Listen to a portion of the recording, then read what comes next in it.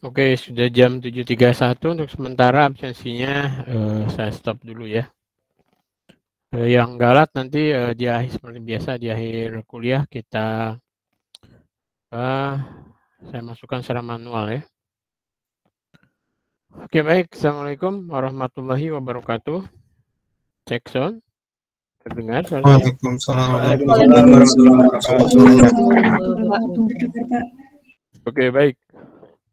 Oke, ini minggu keempat kita ya, nggak terasa. Ini minggu keempat, berarti 3 minggu lagi Anda sudah masuk ke UTS ya, gitu.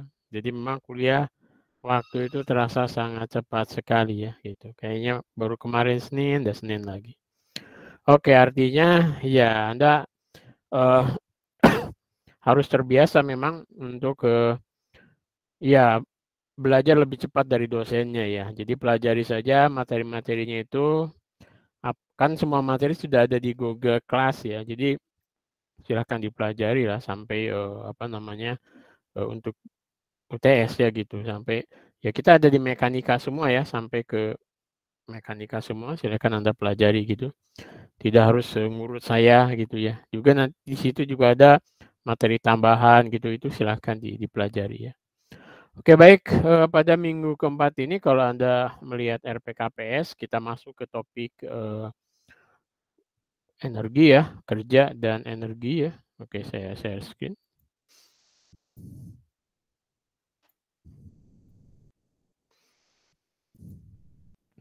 Sudah terlihat? Sudah, Pak. Oke baik. Jadi pada agenda hari ini kita akan membahas tentang kerja dan energi ya. kemudian nanti ada perkalian dot produk, kemudian kerja dan gaya konstan, kerja dan gaya banyak gaya, dan ya nanti kita lihat ya, kalau memang masih ada waktu kita masuk ke slide berikutnya ya di lecture 10. Nah, nanti Anda juga bisa lihat di PPT tambahan di kelas bersama, tapi ya sangat sederhana sekali. Jadi kita masuk ke PPT saya saja. Ya walaupun sebetulnya yang di PPT bersama itu juga topiknya mesti mirip dengan yang di saya ini ya. Cuman lebih lengkap yang di saya daripada yang di sana ya. Di sini ada contoh soalnya.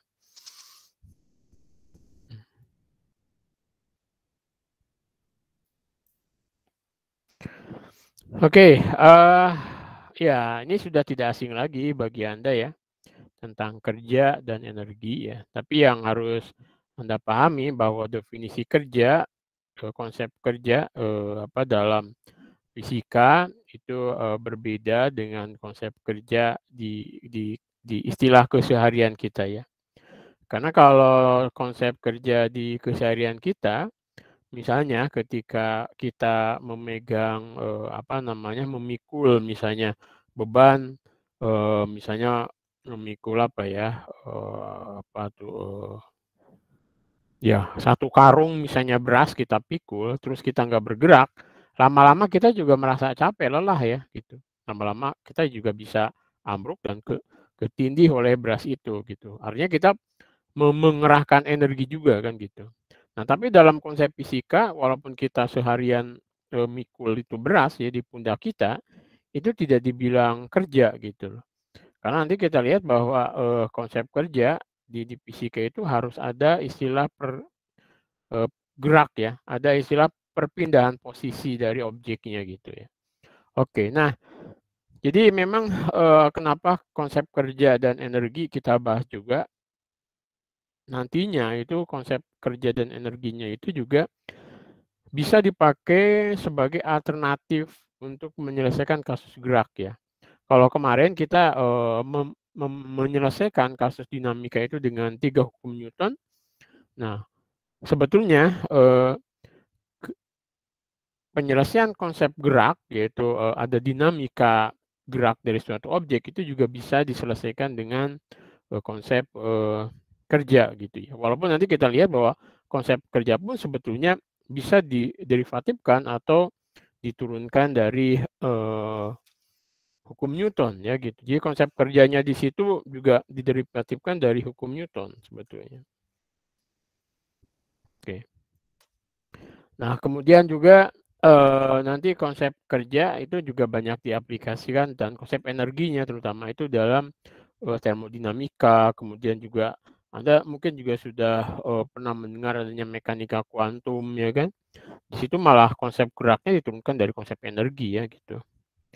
Nah, jadi kita berharap bahwa konsep kerja dan energi ini bisa menjadi alternatif dalam menyelesaikan suatu persamaan dinamika objek, misalnya dia melintasi suatu permukaan atau daerah yang itu sangat sulit kalau kita menerapkan konsep Newton ya, seperti itu.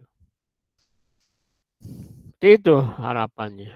Nah, kemudian hubungan antara konsep kerja dan energi seperti apa? Nah, bentuk energi itu ada dalam kinetik, itu energinya energi gerak ya kan gitu. Jadi energi satuannya nanti kita tahu itu joule ya. Nah, dalam konsep kinetik atau konsep gerak, energi itu adalah energi gerak gitu ya. Contohnya misalnya ketika mobil bergerak di jalan gitu, itu dia memiliki yang namanya energi kinetik atau energi gerak gitu. Jadi energi kinetik atau energi gerak ya satuannya sama ya, dia joule ya kan gitu. Nah, ketika kita akan menghentikan mobil itu, maka kita perlu suatu energi untuk menghilangkan energi itu ya.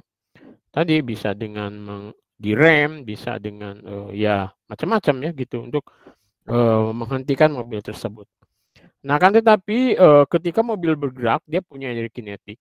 Nah, kemudian kan kita juga tahu konsep konservasi energi ya. Jadi konsep kekekalan energi. Jadi ketika mobil sudah bergerak, dia punya energi kinetik. Nah, ketika dia akan berhenti, berarti energi kinetik itu kan seolah-olah hilang. Padahal sebetulnya bukan hilang energi kinetiknya, tapi dia dikonversi atau diubah menjadi ya tadi bisa jadi panas ya, misalnya kalau kita rem gitu, maka di situ akan terjadi perubahan bentuk energi ya, dari energi gerak menjadi energi panas ya gitu. Nah, bukti dari adanya energi panas adalah ya bisa kita lihat ban mobil itu kalau lama-lamaan habis juga ya. Kemudian juga kalau ngeremnya terlalu ekstrim bisa jadi muncul panas di situ atau asap atau apa gitu ya di situ. Yang jelas di jalannya akan muncul tanda hitam ya seperti itu. Kemudian konsep energi dikaitkan dengan massa kalau dalam fisika partikel ya. Dalam rumusnya Einstein itu bahwa energi sebanding dengan massa ya, dikalikan dengan C kuadrat ya. C kuadrat di sini adalah kecepatan cahayanya ya gitu, yang 3 kali 10 pangkat 8. Jadi massa, kemudian di situ ada konsep kecepatan kuadrat di sininya. Jadi kalau Anda lihat satuannya memang energi juga karena ini kan meter per detik ya, meter kuadrat, detik kuadrat. Jadi meter kali kilogram, jadi itu massa kali apa namanya gaya kali gaya. Di sini kan kilogram MA ya, MA. Jadi kilogram meter per sekon kuadrat dikalikan meter jadi konsepnya joule. Nah, MC kuadrat ini terkait pada fisika partikel ya. Jadi satuannya elektron volt, bisa dalam elektron volt juga ya. Jadi misalnya ketika kita menggerakkan elektron, dia dilewatkan pada suatu kisi yang di sini beda potensialnya kira-kira 5 kali 10 pangkat 6 volt ya, atau ini dia akan bergerak ke kanan ya gitu. Kemudian ketika ada proton itu juga bisa bergerak ke kiri kalau di sini ada beda potensial minus 5 kali 10 pangkat 6 volt. Nah, kemudian mereka misalnya atau bisa berbenturan gitu, maka akan muncul partikel lain di situ ya. Jadi ketika proton dan proton dibenturkan atau ketika elektron dan elektron dibenturkan, maka akan muncul partikel-partikel lain gitu. Nah, di situ fisika partikel misalnya apa di lab Fermi ya, di situ ada sikroton ya gitu. Jadi elektron yang diputar, kemudian proton yang diputar atau proton diputar ditembakkan ke proton lain, maka akan menimbulkan partikel-partikel lainnya gitu. Nah, disitulah fenomena baru dalam fisika ya gitu. Sehingga ditemukan energi geek ya, partikel muon, pion dan sebagainya lah gitu di situ. Dan partikel-partikel itu masa hidupnya juga sangat cepat sekali ya, kadang-kadang bisa sampai nanosekon. 1 sekon aja seperti ini. Nah, itu 1 sekon. Kalau dia nanosekon, 10 pangkat 9 sekon, waduh nggak kelihatan, tapi ada gitu. Nah, dengan canggihnya peralatan detektor sekarang, kita bisa melihat adanya partikel yang umurnya nanosekon, bisa dibayangkan ya. Ada terus hilang gitu. Oke, ya itu ceritanya. Nah, kita di fisika itu sampai sekarang masih menganut juga konservasi energi, konsep konservasi energi. Jadi energi itu tidak dapat diciptakan juga tidak dapat dimusnahkan, ya kan? Yang ada kita hanya mengubah bentuknya saja atau mengubah dari satu bentuk ke bentuk lain. Misalnya tadi energi gerak menjadi energi panas. Contoh lain kalau di riset saya itu energinya bisa dari foton menjadi akustik, ya kan? Atau dari panas menjadi akustik. Jadi energi akustik yang muncul dari dalam riset saya itu bisa dimunculkan karena adanya cahaya atau foton. Jadi foton ditembakkan ke material, kemudian sama material diserap gitu kan, kemudian si materialnya tadi akan mengubah energi foton itu menjadi energi panas yang berfluktuasi atau di situ apa namanya termodulasi gitu ya, maka itu akan menyebabkan perubahan tekanan. Nah, perubahan tekanan itu yang kalau ditangkap oleh sensor suara itu menjadi akustik ya gitu. Termasuk mungkin adanya akustik akustik juga gitu. Ada akustik bisa menimbulkan energi lainnya. Contoh nih risetnya teman-teman yang di akustik itu ada, dia memanfaatkan limbah kebisingan itu untuk diubah menjadi energi ya gitu. Ya energinya memang masih kecil, misalnya hanya untuk menyalakan LED dan atau apa charger gitu ya. Tapi kan lumayan dari misalnya noise pabrik gitu yang kalau Anda masuk ke pabrik kan noisy banget ya. Nah, noisy atau dari noise yang sangat membisikkan itu kalau kita bisa ubah, dikonversi menjadi bentuk energi lain kan sangat bermanfaat. Misalnya untuk bisa nah, teknologinya di sini adalah ketika kita mengubah suatu energi paling paling bermanfaat kalau kita bisa menyimpannya dalam suatu wadah tertentu, misalnya dalam baterai atau apa, kemudian bisa kita konversi ya seperti itu.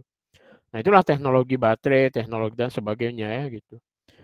Nah, termasuk misalnya Anda mengubah apa namanya energi matahari.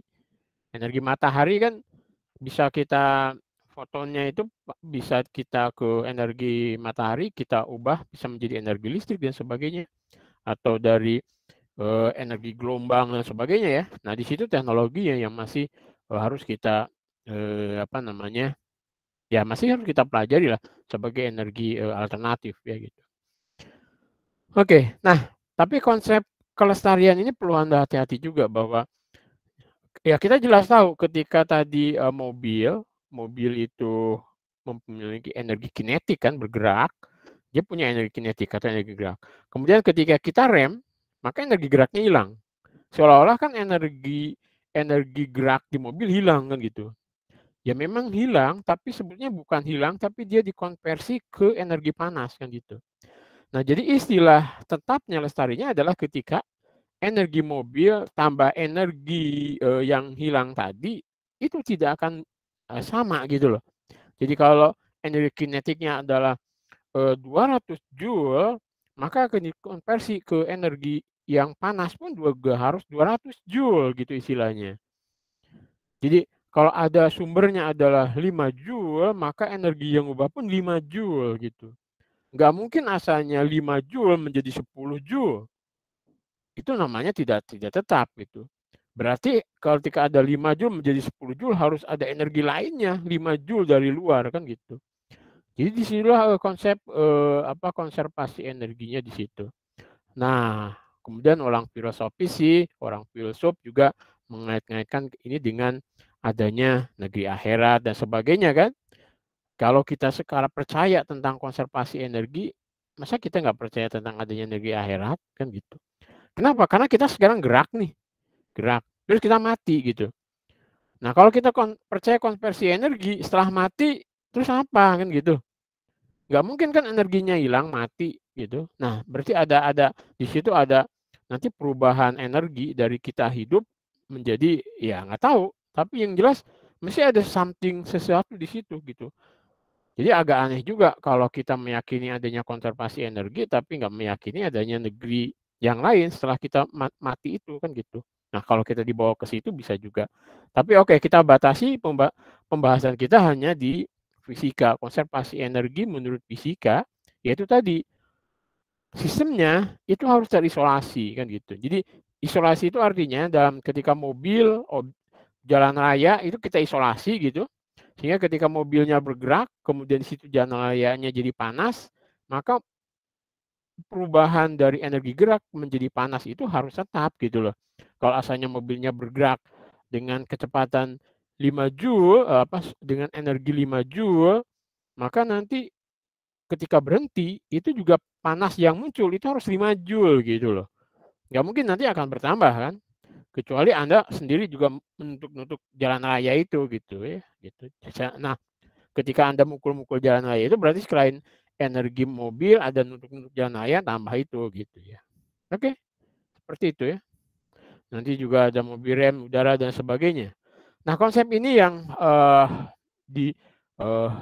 penting banget yang harus Anda pahami bahwa tidak mungkin ada energi ya sama ketika Anda bilang ada energi baru dan terbarukan itu sebetulnya kita mengkonversi energi awalnya. Jadi ketika energi surya misalnya energi angin menimbulkan energi listrik. Nah, sebetulnya di situ kita hanya mengkonversi saja energi gerak dari baling-baling diubah ke aki ya, aki bisa memunculkan energi bisa ya energi listrik ya seperti itu ya. Di situ maksudnya ya, gitu. Jadi ketika melakukan pekerjaan pada sistem terisolasi akan mengubah energinya ya ke lain. Energi si mobilnya sendiri memang menjadi berhenti, artinya hilang, tapi akan diubah menjadi energi lainnya. Nah, oke. Secara fisika itu dilambangkan dengan kan definisi kerja dulu ya. Definisi kerja dalam fisika itu ketika ada gaya, ada pergeseran gitu. Ya. Jadi definisi kerja dalam fisika itu adalah ketika ada gaya namanya sepanjang pergeseran. Nah, karena kerja itu adalah skalar, maka di sini operasi matematisnya itu adalah dot. Dot itu titik ya. Dot titik. Jadi vektor F, jadi ini vektor ya. Jadi ini ada vektor F. Sorry.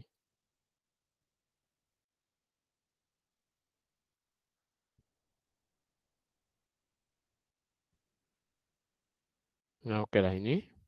Ini ada vektor F. Jadi vektor R ya. Kalau gitu ya. Nah, jadi ada vektor gaya didotkan dengan vektor pergeseran. Nah, dot produk itu adalah proyeksi dari vektor F ke vektor delta R. Atau juga bisa kita memproyeksikan vektor delta R ke F. Jadi kalau contoh misalnya di sini ya, ini ada mobil, kemudian ada gaya, nah kemudian dia bergeser sejauh delta R. Maka ini ada F-nya, maka yang namanya usaha itu adalah proyeksi dari vektor gaya ke vektor pergeseran gitu. Sehingga di sini muncul ketika F cos theta itu ada FR. Ya kan? Jadi FR di sini ada F cos theta kan. FR di situ adalah F cos theta. F cos theta itu tidak lain adalah proyeksi dari vektor gaya yang membentuk sudut theta terhadap R ke sini kan. Jadi FR delta R. Delta R-nya sudah skalar di sini, sudah bukan vektor lagi ya gitu. Oke. Nah, jadi definisi kerja dalam fisika itu adalah dot produk antara vektor gaya dengan vektor pergeseran. Gitu aja. Jadi atau kerja itu adalah perkalian antara gaya yang searah dengan pergeseran. Gitu aja. Perkalian antara gaya dan pergeseran. Gitu ya. Jadi ini harus searah karena kan disearahkan ke sini. Nah, jadi hanya komponen F sepanjang perpindahan yang bekerja gitu. Jadi kalau ada gaya ke sana, maka yang namanya kerja itu adalah gaya yang sejajar dengan perpindahan. Jadi kalau kayak gini F cos theta ya. Ya kereta api di track in situ ya contohnya. Oke. Nah, itu dia kan definisi gaya. Nah, kalau kita lihat perkalian titik ya, misalnya ada dua vektor nih, vektor A dan vektor B gitu, didotkan, maka dalam definisi matematis A dot B itu adalah besar vektor A besar vektor B cos theta. Cos theta itu adalah sudut antara vektor A dan vektor B. Jadi ketika ini A B cos theta itu adalah ke sini kan, jadi ini BA. Jadi B diproyeksikan ke A, jadi A BA. Jadi B cos theta itu ada proyeksi vektor B ke A. Gitu. Atau bisa juga kita memproyeksikan vektor A ke vektor B, ya kan gitu. Jadi dari sini kalau ini A, ini B, kita bisa lihat tulis. Ini AB, jadi A cos theta itu adalah proyeksi vektor dari A ke B dikalikan B, besar B, kan gitu. Ya. Jadi itu definisi dot product. Jadi dot product itu adalah memproyeksikan satu vektor ke vektor lainnya gitu. Ya sama sepertinya ketika kalau contoh lah misalnya ketika vektor A itu adalah AXI kan gitu. Vektor B itu AXI. Maka BXI kan gitu. Atau mungkin biar lebih lengkapnya yang ini BYJ BZK. Maka ketika vektor A dot vektor B, ini kita akan tahu ini akan AX BX, ini I dot I ya. Kemudian plus AX BY I dot J plus AX BZ I dot K.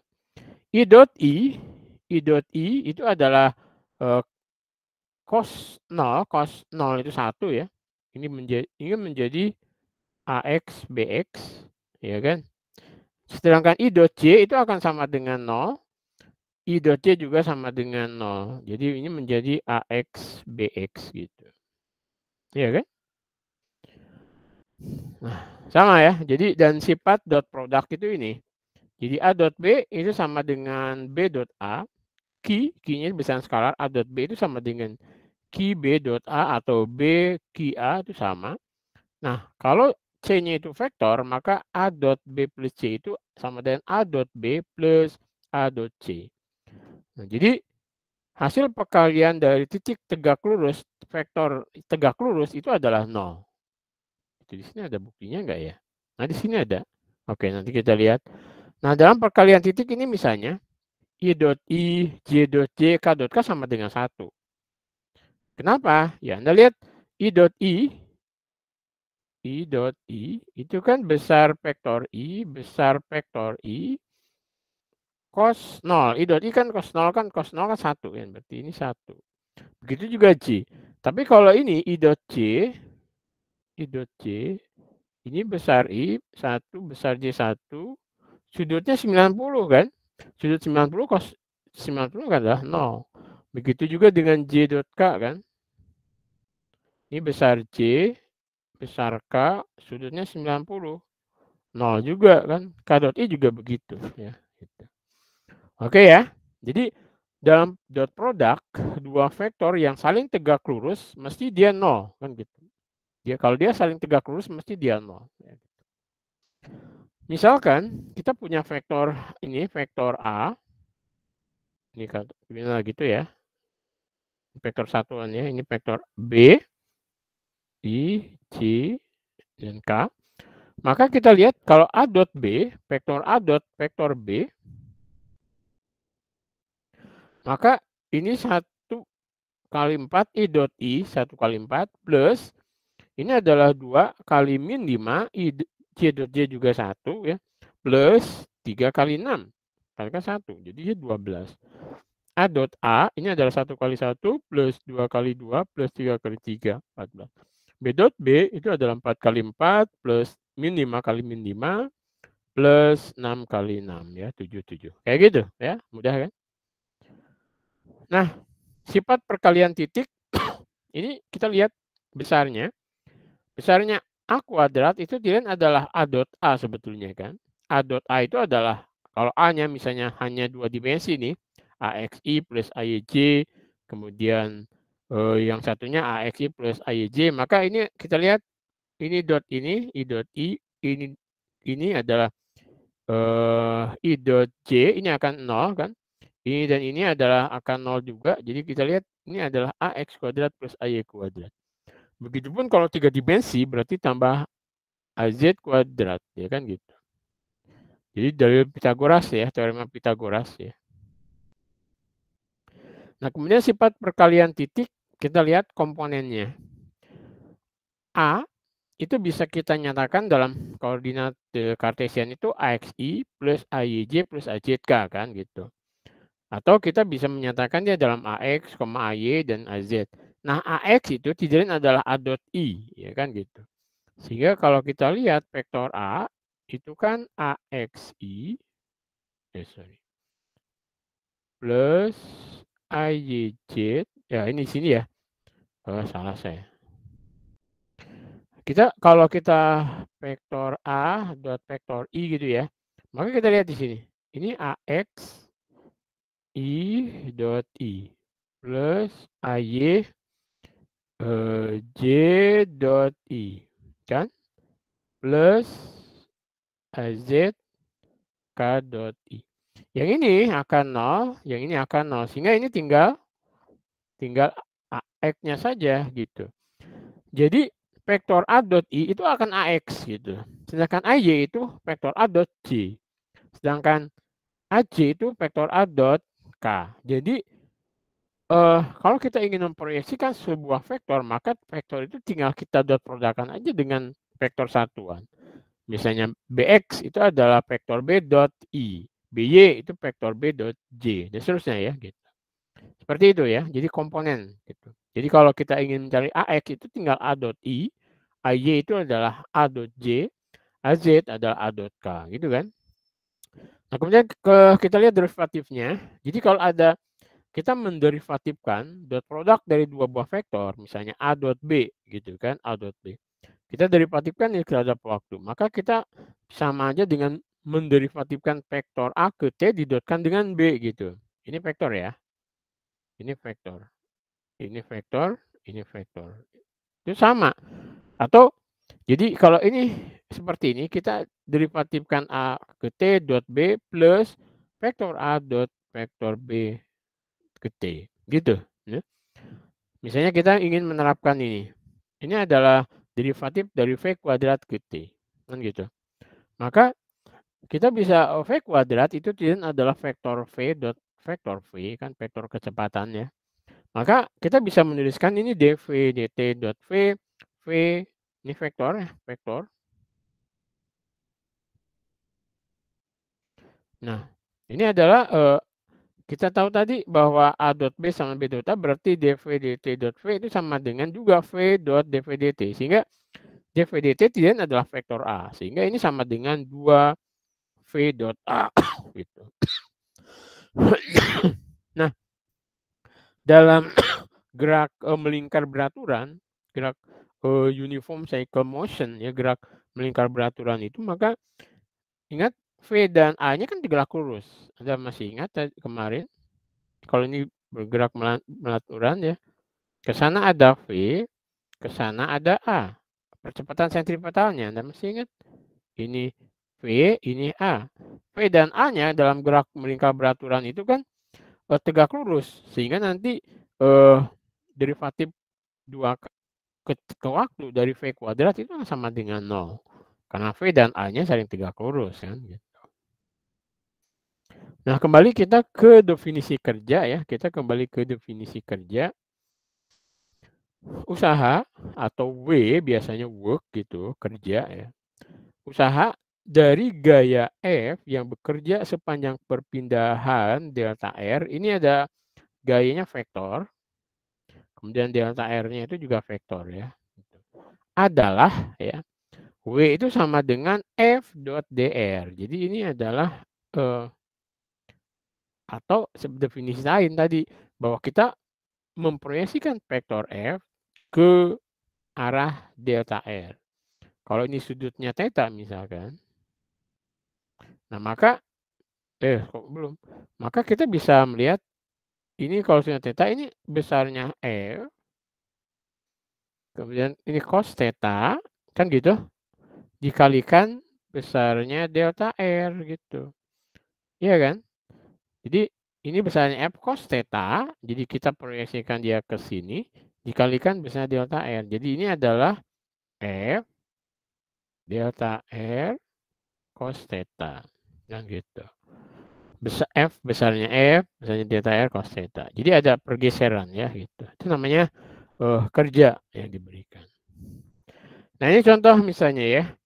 Sebuah kotak ditarik ke atas kemiringan kasar ya gitu. Ini ada kotak ditarik oleh suatu beban di sini ya.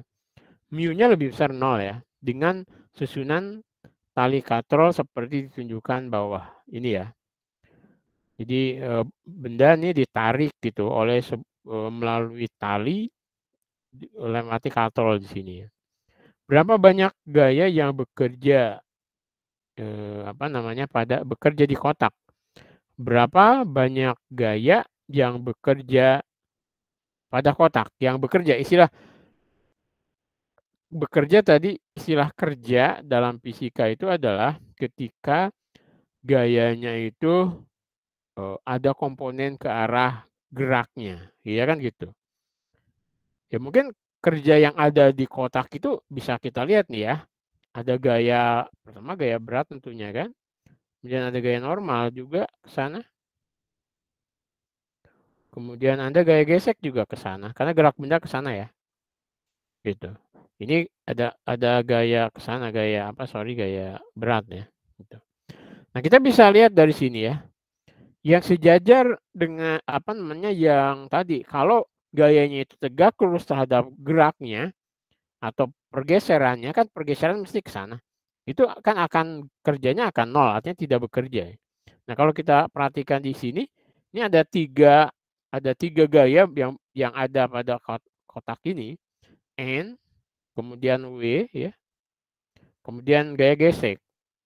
Nah, kalau kita lihat ini yang bekerja pada kotak, istilah kerja di sini memberi pengaruh pada pergeseran dari kotaknya itu hanya F dan W ya. N enggak, kenapa? Ya karena dia tegak lurus gitu loh.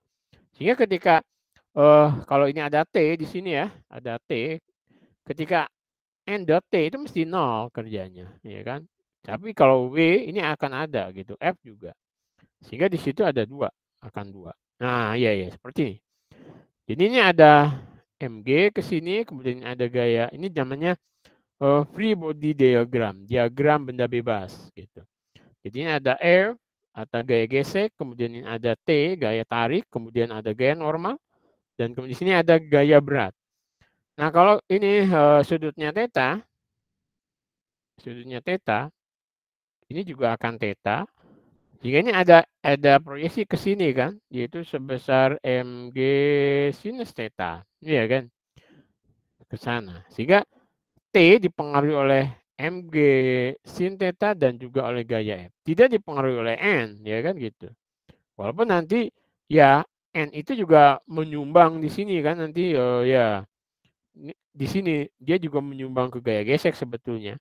Tapi istilahnya di sini ada 2 gaya gesek dan gaya MG. Tinjau arah geraknya. Nah, gaya apapun yang tidak tegak lurus terhadap gerakan akan bekerja kan gitu. N tidak bekerja karena dia tegak lurus terhadap gaya terhadap geraknya ya gitu. Nah, jadi ada T juga. Ini ada T ya bekerja, ada gaya tarik. Berarti saya salah. Jadi selain ada gaya F, ada gaya MG, ini ada gaya tali, betul. Saya tadi kesalahan. Ada gaya tali ini, T ya. Dia searah dengan arah pergeseran T-nya. Kemudian ada gaya F yang negatif kerjanya, ini positif, T-nya positif, ini negatif. Kemudian juga ada MG. Nah, MG juga bekerja negatif. Kenapa kerjanya negatif? Ya, karena dia berlawanan dengan arah geraknya.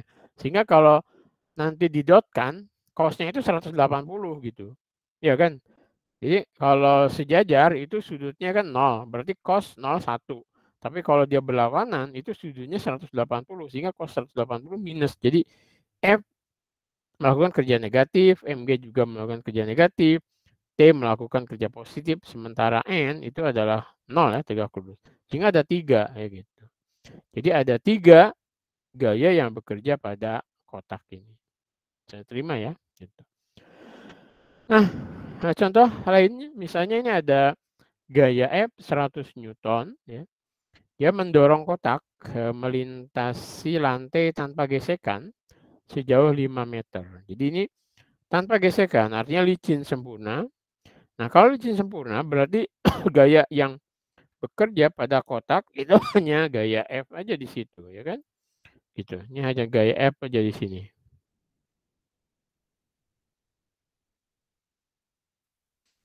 Oke ya, gaya F saja yang bekerja. Nah, sehingga kerja yang dilakukan oleh F ini adalah F dot delta X. Ini karena F-nya sejajar, berarti di situ besar F, besar delta X cos. Jadi F cos 0. Cos 0-nya kan 1. Sehingga di sini F delta X saja. F-nya 100, delta X-nya 5, berarti ya 50 joule gitu. Karena F sejajar ya gitu. Jadi ketika F sejajar berarti sudutnya itu adalah cos 0. Cos 0 itu 1 ya gitu. Oke, nah kita lihat satuannya. Ini satuan gaya itu Newton, satuan jarak itu meter. Namanya jadi joule. Dimensinya Newton itu kan M L per T kuadrat ya. Ini L, jadi ML kuadrat per T kuadrat. Ini satuannya adalah joule ya gitu. Satuan MKS-nya joule, satuan CGS-nya erg, kemudian satuan lainnya bisa British Thermal Unit, atau kalori, atau food lab, atau electron volt, kan gitu. Nah, sehingga kita juga bisa mengkonversi ya dari 1 elektron volt itu 1,6 kali 10 pangkat min 19 joule. 1 kalori itu 4,184 joule. Sehingga kalau dari joule kita juga bisa mencari kalorinya, atau dari kalori kita juga bisa mencari joule. Atau BTU juga ya, British Thermal Unit, itu juga biasanya ya di ya, satuan British Thermal Unit kadang-kadang dipakai di daerah-daerah British lah ya gitu. Ini segini 1054 joule gitu. Atau apa satuannya di kita ada nggak? Mungkin di lokal juga kita punya sebetulnya satuan energi ya. Oke, kerja dan energi kinetik kita bisa lihat. Nah, ada hubungan nanti. Kita lihat kerja dan energi kinetik. Ada objek asalnya diam, ya kan? Kemudian ketika kita tarik, maka dia akan menjadi pada di situ ada terjadi perubahan kecepatan, asalnya diam menjadi gerak kan gitu. Nah, di situ ada perubahan energi geraknya. Jadi karena adanya gaya itu bisa menimbulkan perubahan energi gerak. Artinya ada hubungan antara usaha yang dilakukan oleh suatu gaya dengan perubahan energi kinetik gerak atau perubahan energi kinetik objeknya ya. Kita lihat misalnya ini. Gaya M 10 Newton tadi mendorong sebuah kotak melintasi lantai tanpa gesekan sejauh 5 meter. Kecepatan kotak adalah F1 sebelum didorong dan F2 setelah didorong. Ya gitu. Ini F1 misalnya sebelum didorong, kemudian F2 setelah didorong. Ke arah I ya, gitu. Nah, kita lihat di sini, kita punya hubungan ya, berarti karena F-nya konstan, berarti akan muncul percepatan konstan. Kita punya persamaan kinematika kemarin bahwa F2 kuadrat min F1 kuadrat sama dengan 2A, kemudian sini delta atau D ya, X2 min X1 sama dengan 2A kali delta X. Ya kan gitu. A-nya, A itu percepatan, di sini kan Anda lihat, A itu adalah F sama dengan M kali A kan gitu. Sehingga A-nya adalah ya F per M kan gitu. Nah, atau kita kalikan dulu deh ini ya. Persamaan ini kita kalikan setengah M. Karena ini masanya kan M. Kita masing-masing suku kita kalikan setengah M. Jadi ini kali setengah M, ini kali setengah M, ini juga kali setengah M. Kita lihat. Setengah M, V kuadrat, setengah M, V1 kuadrat. Nah, kalau dikalikan setengah M, karena kali 2 tinggal MA kali delta X. Anda lihat di sini MA itu adalah F. Gaya kan? Gitu. Jadi setengah MV kuadrat min setengah MV1 kuadrat sama dengan F delta X. Nah, F delta X itu adalah usaha. Sedangkan setengah MV kuadrat itu didefinisikan sebagai energi kinetik atau energi gerak dari objek. Gitu ya. Jadi, usaha oleh gaya F sepanjang delta X itu sama dengan perubahan energi kinetik dari benda tersebut gitu kan. Nah, jadi kita menemukan nih bahwa perubahan energi kinetik sama dengan usaha oleh gaya F. Jadi ini definisi energi kinetik itu adalah setengah MV kuadrat. Namanya gitu. Jadi setengah MV kuadrat itu namanya adalah energi kinetik.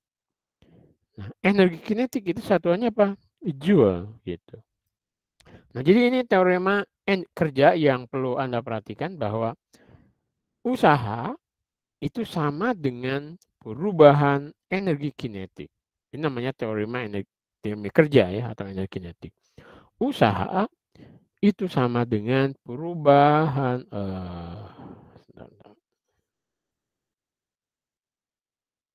usaha itu adalah perubahan energi kinetik gitu. Oke, usaha apapun itu akan menyebabkan perubahan energi kinetik. Kalau energi kinetiknya tidak berubah, ya berarti tidak ada usaha, kan gitu. Kalau tidak ada usaha artinya apa? Ya diam kalau lagi diam atau bergerak dengan kecepatan konstan, ya gitu. Oke, kita definisikan sekarang teorema kerja atau energi kinetik bahwa kerja total yang dilakukan pada objek, itu sama dengan perubahan energi kinetik objeknya atau bendanya gitu ya. Wah ini nggak konsisten ya. Kerja total yang dilakukan pada benda itu sama dengan perubahan energi kinetik benda. Benda atau objek boleh lah ya gitu. Oke ya, ini nih. Jadi objek sama benda itu benda lah boleh. Di kerja total yang dilakukan pada benda itu sama dengan perubahan energi kinetik benda tersebut. Jadi W total sama dengan delta K. Ini konsep yang harus Anda ingat-ingat ya gitu. Jadi usaha total sama dengan perubahan energi kinetik ya. Nah, perubahan itu berarti K2 min K1. K akhir min K awal gitu artinya ya. Jadi setengah MV kuadrat min setengah MV1 kuadrat. Nah, nanti kita juga bisa membuktikan nih secara variabel ya gitu. Jadi sebetulnya gini, di sini juga bisa ya. Jadi F gini ya, F dari rumus Newton sebetulnya. M dV dt ya gitu.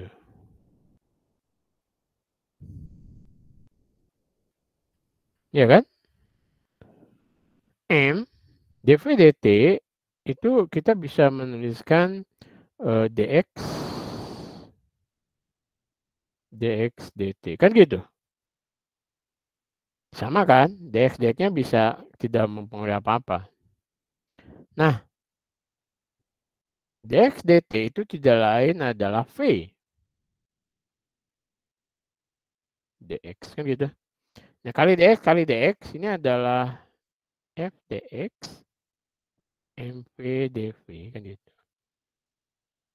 Atau oke ya di sini. Nih, terus kalau Anda integralkan ini ya, kita balik sini. Ini mv dv. Oh. Ini adalah usaha kan? Itu adalah usaha. Net kan gitu.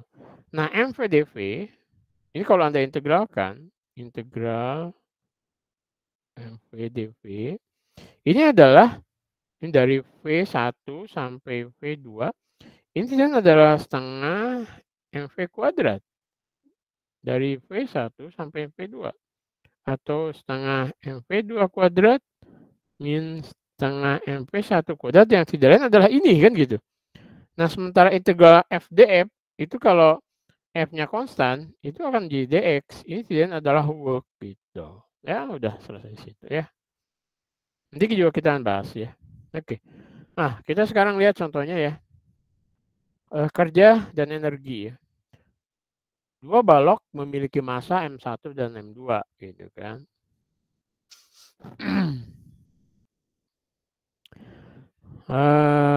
Dengan M1 lebih besar daripada M2 gitu. Ingat M1-nya lebih besar daripada M2.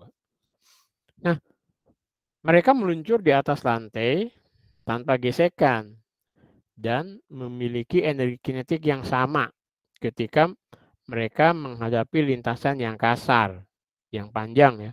Lintasan kasar yang panjang, mu-nya lebih besar 0 ya. Yang memperlambat hingga berhenti. Jadi ini halus, kemudian ini kasar gitu loh. Ini kasar. Nah, ini mu-nya lebih besar 0. Sehingga lama-lama ini objek akan berhenti kan gitu. Yang ini juga akan berhenti. Nah, ketika nyampe di sini, di titik ini,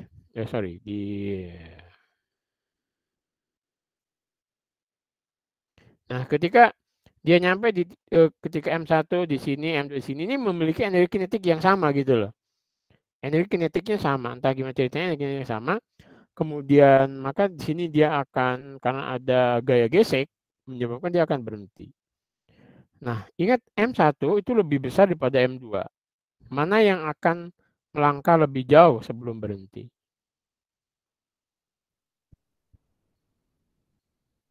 Kita bisa pakai logika kan? Karena energi kinetik awalnya sama, kita logikanya ya inilah M2 kan lebih ringan dia, energi kinetiknya sama, mesti dia akan bergerak lebih jauh. Kenapa? Karena gaya tadi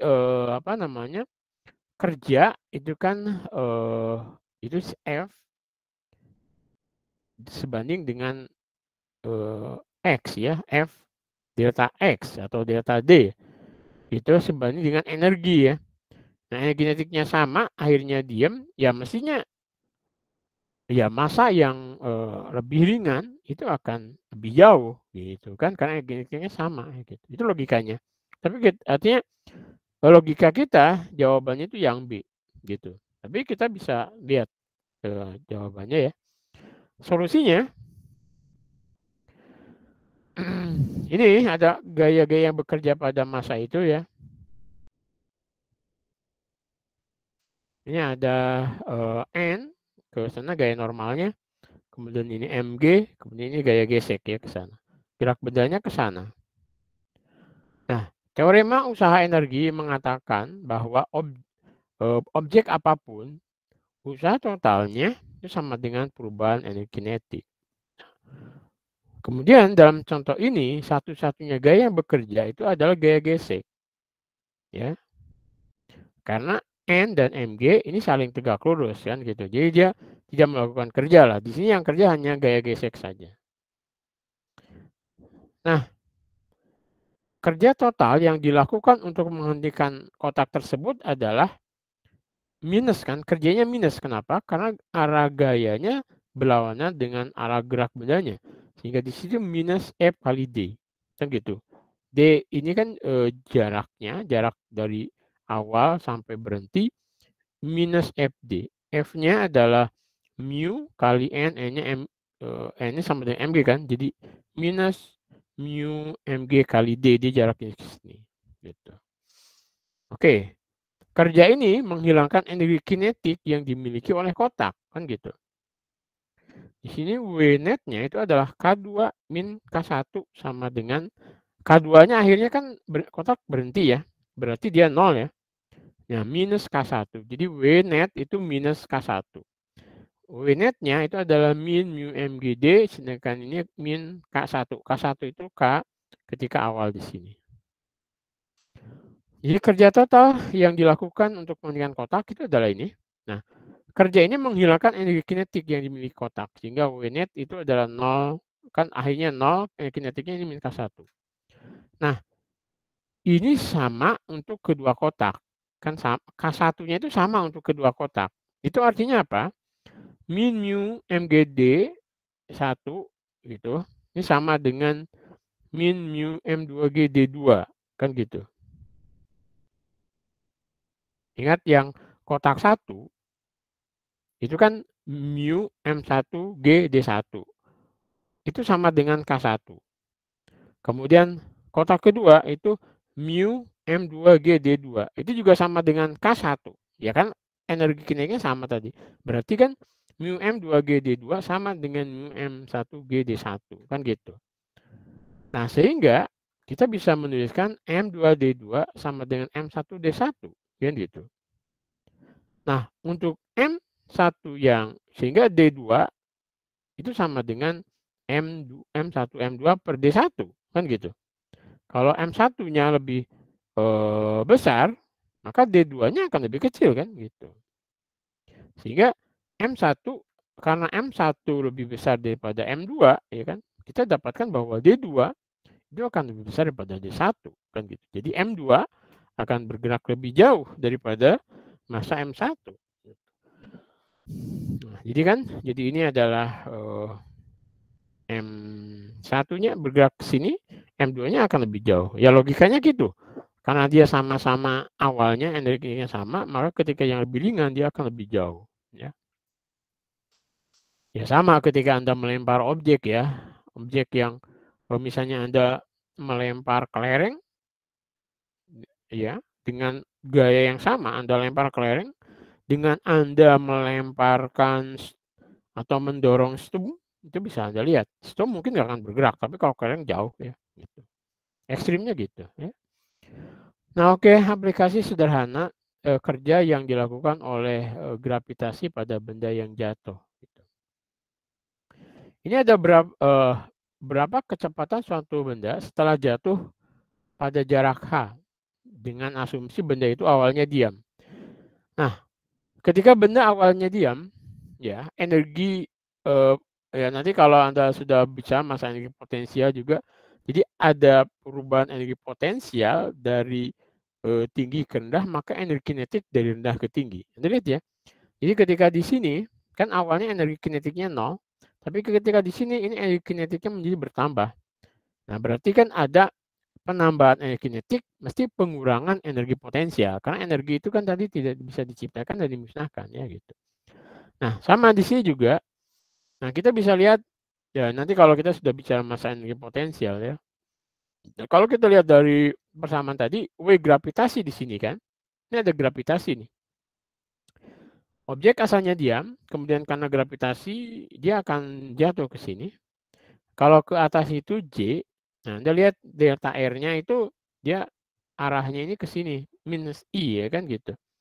Sehingga mg ini sejajar dengan minus I kan gitu. Jadi kita bisa lihat di sini F.dr, F-nya adalah mg, delta R cos theta, cosnya 0. Jadi dia sejajar ya. Delta R dan mg-nya sejajar sehingga W gravitasinya mgh. Ya kan dari sini ke sini asal gitu ya. Sehingga nah di sini kan 0 kecepatannya. Di sini kecepatannya ada. Jadi mgh sama dengan setengah mv kuadrat. Ya kan gitu. mgh sama dengan setengah mv kuadrat. Sehingga V-nya sama dengan akar 2GH. Ya gitu. Oke, kita lihat lagi bagaimana dengan banyaknya gaya ya. Anggap ini ada gaya 1, gaya 2, dan pergeserannya adalah delta R. Kerja yang dilakukan oleh masing-masing gaya adalah ini tadi kan. Jadi W1 itu adalah F1 dot delta R, kemudian F2 W2 oleh gaya 2 itu adalah F2 dot delta R, ya kan gitu. Nah, W total usaha total pada benda itu adalah usaha oleh gaya 1 ditambah usaha oleh gaya 2.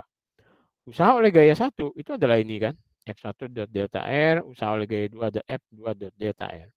Sehingga ini F1 plus F2-nya itu bisa kita kurungin di sini dot R.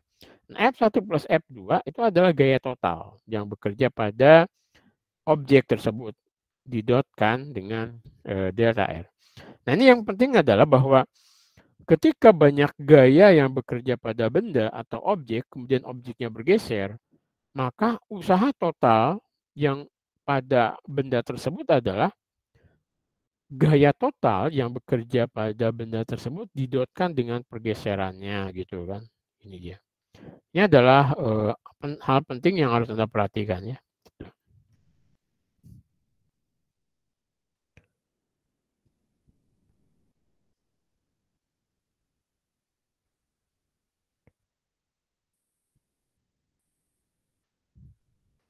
Oke, tes cek sound masih kedengaran? Masih, Pak. Masih, Pak. Oke, sampai sini ada yang mau ditanyakan?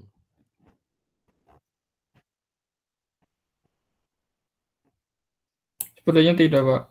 Oke, masih clear ya. Oke. Oke, nah kita lihat sekarang bahwa interval waktu dalam konsep usaha itu menjadi tidak relevan. Anda lihat ya. Jadi sini oke. Ketika jalan menaiki tangga dengan cepat atau lambat, W-nya akan sama, yaitu usaha ketika Anda menaiki tangga gitu, itu usahanya, usaha oleh suatu gaya itu kan tidak Anda pelan-pelan naik tangganya atau cepat naik tangganya, itu tidak relevan dengan usahanya. Usahanya ditentukan oleh gaya dan delta R pergeseran. Jadi tidak ada konsep waktu di sini kan, konsep ini hanya gaya delta R. Nah, gaya ketika Anda naik tangga, itu adalah Anda melawan gaya berat Anda kan gitu. Ya kan, gaya berat Anda. Oke, tidak ada kerja yang dilakukan jika ini, tidak ada kerja yang dilakukan jika F sama dengan 0. Itu F di sini adalah resultan gaya. Bisa jadi resultan gaya ya. Jadi F sama dengan 0 atau resultan gaya pada objek sama dengan 0. Kemudian delta R sama dengan 0. Artinya apa? Tidak ada perubahan posisi. Jadi kalau tidak ada perubahan posisi berarti tidak ada kerja yang dilakukan pada objek tersebut. Gitu. Makanya tadi ketika Anda mengangkat beras di punggung Anda, kemudian Anda hanya diam saja, maka menurut fisika itu Anda tidak sedang mengerjakan apa-apa gitu loh pada beras tersebut gitu. Walaupun Anda sendiri lama-lama capek juga. Misalnya Anda mengangkat beras di punggung Anda seharian, itu lama-lama pegel kan gitu. Tapi tetap dalam fisika dikatakan itu tidak melakukan kerja gitu. Atau sudut antara gaya dan delta R-nya sama dengan 90. Itu juga tidak ada kerja ya gitu. Jadi tidak ada kerja pada objek jika gaya resultan pada objek 0 atau tidak ada pergeseran objeknya dan juga gaya dan pergeserannya sama dengan 0. Ya gitu. Nah, kita lihat sekarang kerja yang dilakukan oleh tali pada bandul yang di sini ada tali ya. Tali. Oh, sorry.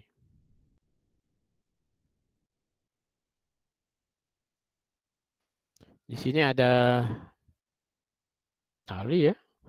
Nah, tali itu T, kemudian bandulnya mengayun di sini. Anda lihat ketika bandul mengayun seperti ini, antara tali dan kecepatan singgung dari bandul ini tegak lurus. Sehingga dikatakan tali tidak melakukan kerja pada objek ini. Yang melakukan kerja apa di situ? Anda tahu? Kira-kira apa? Halo? Berat bukan, Mbak? Gaya berat, betul. Jadi gaya beratnya, gaya gravitasi ya, ke sini mg. Karena dia ada proyeksinya, ada proyeksinya ke mg sin theta gitu, yang menyebabkan dia bergerak mengayun ya gitu. Kemudian di sini juga ini ada benda bergerak di bidang miring, ini geraknya ke sana. Ini ada gaya normal ke sana. Nah, gaya normal di sini tidak melakukan kerja pada objek ini. Kenapa? Karena dia tegak lurus terhadap pergeseran. Tapi yang melakukan kerja adalah gaya berat di sini. Ke sana kan? W-nya gitu. W-nya melakukan kerja ke situ. Jadi W sin theta melakukan kerja. Oke, misalnya ini ada contoh lagi. Sebuah bidang miring mengalami percepatan dengan percepatan konstan A, kan gitu. Jadi sebuah bidang miring mengalami percepatan dengan percepatan konstan A. Ke sana dia ya.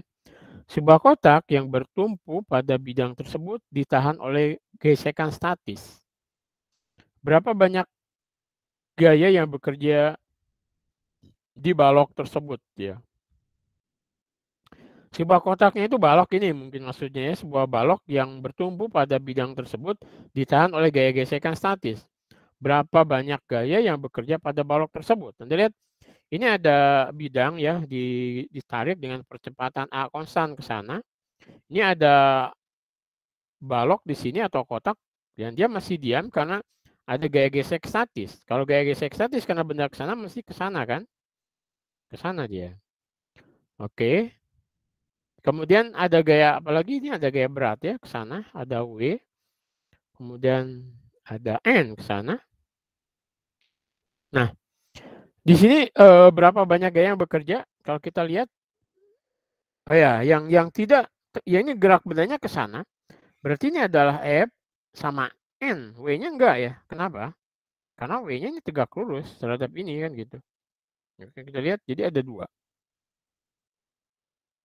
Sama nih gambar. Oke, pertama selalu dalam hukum Newton itu Anda menggambarkan diagram benda bebasnya. Oke, di sini kita lihat nih ada N ke sana ya, atau MG ke sana, kemudian ada gaya gesek statis ke sana, arah gerak benda ke sana. Nah, ingat W itu F dot delta R. Jadi hanya gaya yang memiliki komponen di sepanjang arah perpindahan yang bekerja. Perpindahannya ke sana ya, gitu. Nah, jadi jawabannya, jawabannya adalah 2 ya, yaitu ini, yaitu mana di sini adalah N ke sana, ini ada proyeksinya ke sana, sama gaya gesek statis yang komponennya ke sana ya, gitu. Sehingga ya kita bisa lihat Fs plus min N itu sama dengan M kali A, kan gitu, seperti itu ya. Kita bisa hitung. Oke. Untuk hari ini cukup ya. Yang belum absen siapa? Atau ada yang mau tanya?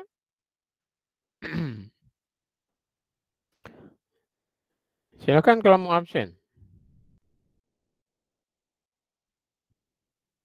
Oh, selalu sekarang itu sama pengajarnya. Saya heran juga. Sistem baru kali ya nih. Oke, sambil nunggu siapa yang mau tanya silakan. Mohon maaf, Bapak. Sudah Bapak, tadi sepertinya koneksi saya lagi error, Bapak. Oke. Sekarang sudah bisa ya. Oke. Silakan yang absen, silakan. 55. Di sini ada 60 ya, ada 5 orang yang belum bisa absen. Oke, saya absenkan secara manual saja ya. Perkuliahan.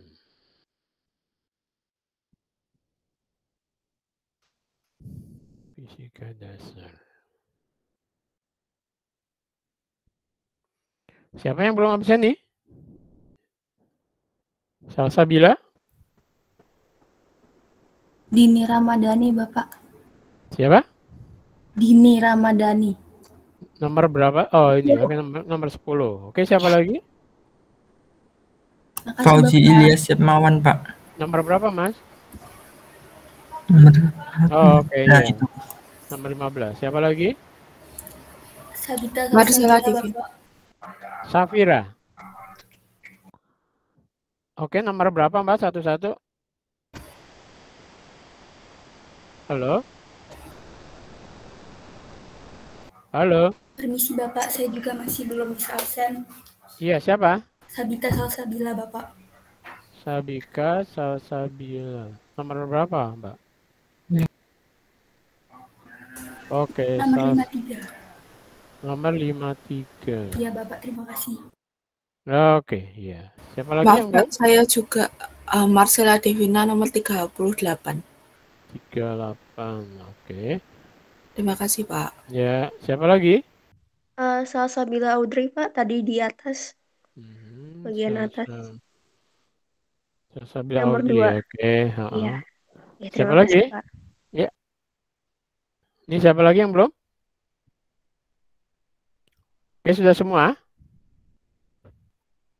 Oke, kalau yang belum kesebut tadi atau agak error tadi bisa SMS WA saja ya di grup ya. Oke, kalau tidak ada berarti kuliah kita untuk kali ini cukup ya. Kita lanjutkan besok. Oke, demikian. Assalamualaikum warahmatullahi wabarakatuh. Waalaikumsalam warahmatullahi wabarakatuh. Terima kasih, Pak. Terima kasih, Pak. Oke, makasih.